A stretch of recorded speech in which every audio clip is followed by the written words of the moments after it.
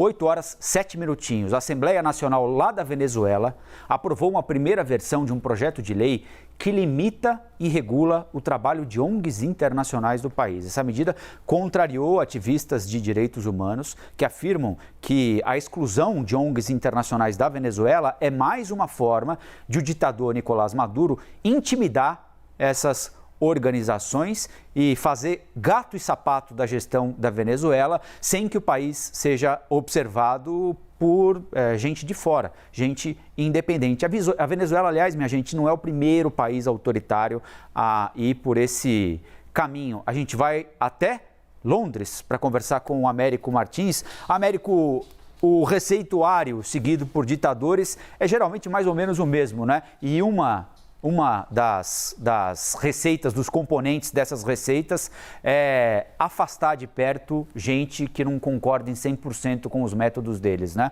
Bom dia para você, meu amigo. Bom dia, Colombo, bom dia a todos. Tem uma receita mais ou menos típica mesmo, né? É afastar ONGs, controlar a mídia, muito importante, tem solapar a oposição, né? Então é isso que as ONGs estão dizendo que vai acontecer quando essa lei for aprovada. Vamos contar essa historinha. Primeiro, essa foi a primeira votação na Assembleia Nacional da Venezuela, que é unicameral e controlada completamente pelos apoiadores do governo, chavistas e apoiadores do Maduro.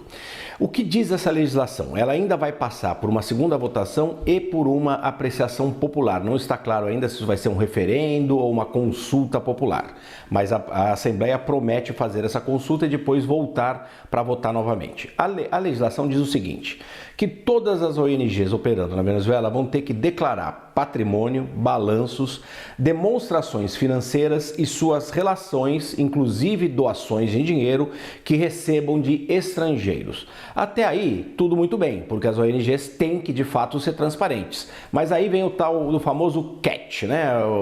O que pega? As ONGs vão ser proibidas de, aspas, exercer atividades políticas, promover ou permitir ações que ameacem a estabilidade nacional.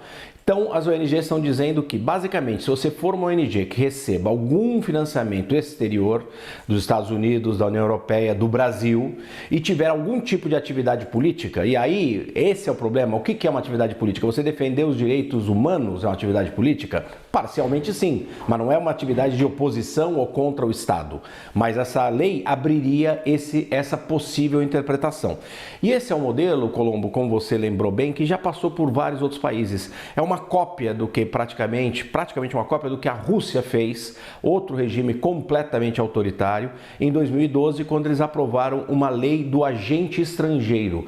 Naquela ocasião, qualquer entidade, ONG ou empresa que recebesse algum financiamento de fora da Rússia, enquadrava numa lei muito parecida, tinha que publicar de onde vinha esse dinheiro e muitas eram expelidas da Rússia. Isso aconteceu com mídia internacional, por exemplo, que operava na Rússia e foi expulsa por conta desse tipo de legislação. Então, ainda foi uma primeira votação, teremos uma segunda, mas é uma lei muito controversa e muito ampla, porque qualquer atividade de alguma ONG pode ser interpretada como uma atividade política e aí essas ONGs poderão ser fechadas. Então, mais uma apertada ali no torniquete desse regime autoritário ali na Venezuela, Colombo. Pois é, com o qual o governo Lula insiste em estabelecer relações normais como se nada tivesse acontecendo, né? E é só importante lembrar também, né, Américo, a Stephanie Alves já está aqui com a gente para falar de esporte, já a gente vai entrar no assunto, mas é importante lembrar que essa tese contra organizações não governamentais também passou por aqui durante o governo Bolsonaro, né? Várias ONGs, elas não foram proibidas de atuar aqui no Brasil,